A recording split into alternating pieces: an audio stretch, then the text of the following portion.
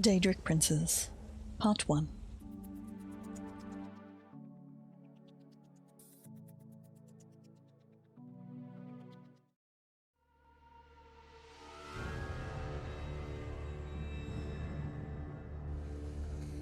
Aedra and Daedra. The designations of gods, demons, Aedra and Daedra are universally confusing to the layman. They are often used interchangeably. Aedra and Daedra are not relative terms. They are elvish and exact. Azura is a Daedra both in Skyrim and in Morrowind. Aedra is usually translated as ancestor, which is as close to a Cyrodiilic can come to this elven concept. Daedra means roughly not our ancestors. This distinction was crucial to the Dunmer, who fundamentally split in ideology, is represented in their mythical genealogy. Aedra are associated with stasis, Daedra represent change. Aedra created the mortal world and are bound to the earthbones. Daedra, who cannot create, have the power to change.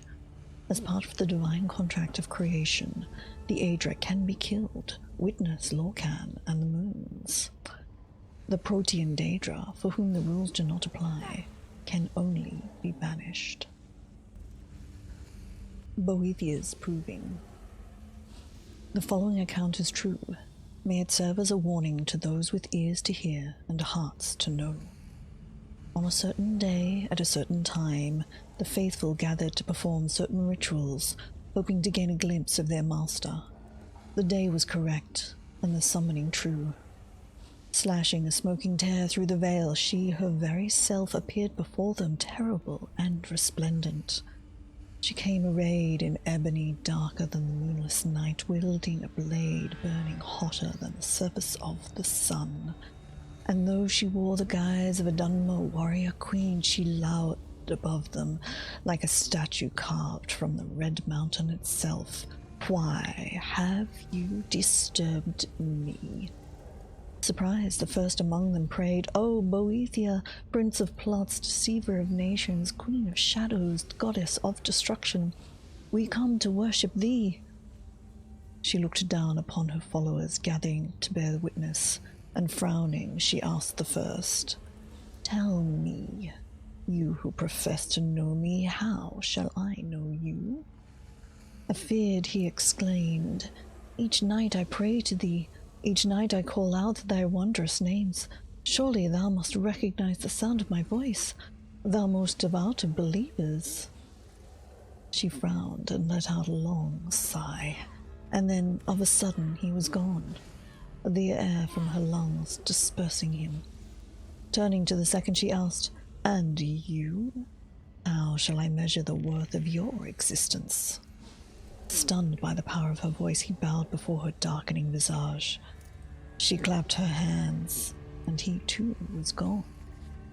To the third, "And you? Tell me how I shall know you apart from such that were they, of whom there is no trace." Shaken and speechless from the nullifications of his brethren, he whispered, "Have mercy upon us." She blinked twice.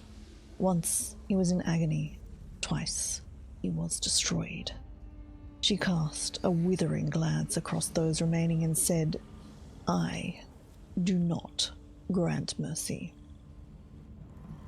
And so it was with the others, she putting them to proof, and they offering none. Finally, she came to me, eyes aglow with anger, tongue wet with hate, and said, "Of all my believers, 2 remain. Tell me, second to last, with what shall you prove your existence?" And without hesitation I drew forth my blade and buried it in the chest of the one who stood beside me, and without fear replied, "Ask him whose blood now spouts from my blade if I exist." And she smiled, and the gates of oblivion opened between her teeth, and then she said, "Tell me, now last of my followers, wherefore do you remain where the others do not?" And I retrieved my blade and offered it up, saying, "I am alive because that one is dead. I exist because I have the will to do so, and I shall remain as long as there are signs of my handwork, such as blood dripping from this blade. Accepting my gift, she nodded and said, "Indeed. If, in the reading, your blood boils in your veins, and your mind blazons with fire, then Boethiah calls to you. It is then the most wise to heed her call." Fragmentae, Abyssum, Hermaeus, Morus.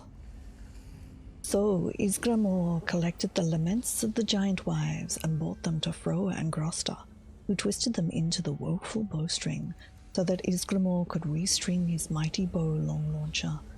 And thereafter did Long Launcher sigh when it was born, and moan when it was shot, and Ysgramor decided to take it hunting.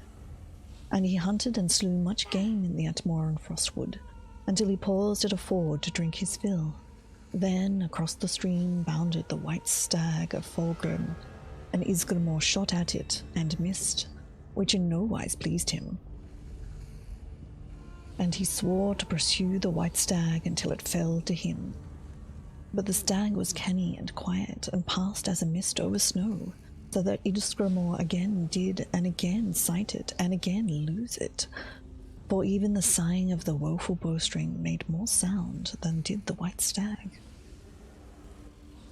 When again he lost the trail and stopped, sore vexed, a hare did appear and spake, saying, "The stag hieth down into yon vale."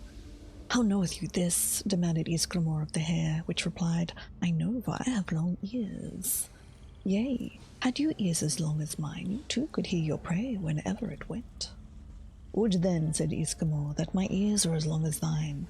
And at that the hare's nose did twitch, and Ysgramor felt his ears began to grow and point.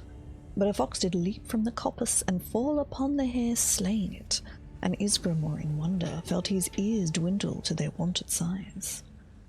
As the fox spake, saying, "Know thou, mortal, that I am sure, and this was nary a hare, but indeed Hermaea Mora, who did nearly trick thee into becoming of elven kind. Rely you hereafter, mortal, upon the forthright methods of man, and eschew the tricks of the elves, lest you become one. Now go, for the white stag awaits thee in the vale.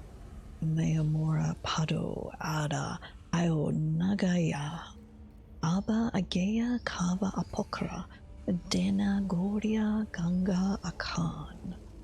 Hermaeus Mora, elder than Aedra, abyssal Seliaf, hearken to the plea of this unworthy, for I come to barter for knowledge denied.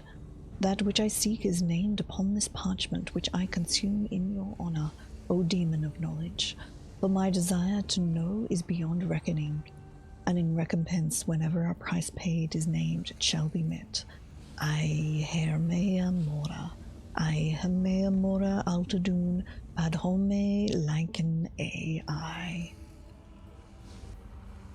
My next dream was of Epigrapha, where I walked the halls of shadows among the nameless books.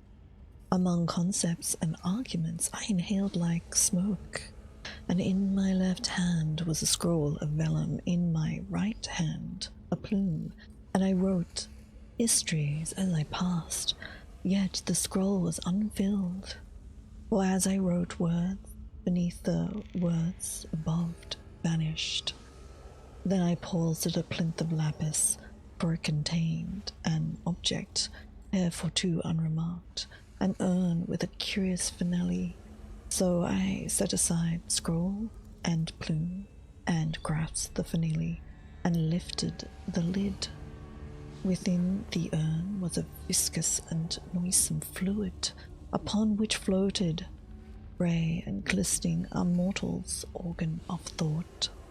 And I knew, though I know not how, that the fluid was not brine, and the brain was not preserved, but alive, alert, and brooding with dark intellect. I dropped the lid and looked up from the urn and saw, beyond the plinth, a long and endless corridor, lined left and right with plinths uncountable, and upon each plinth was its urn, which was why when I awoke, my tongue was bitten through.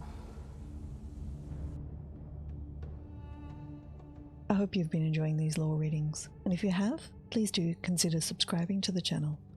Also, come follow me over on twitch.tv/ICYIC, where I stream the Elder Scrolls Online 4 days a week. I'd love to see you there. Thanks for watching.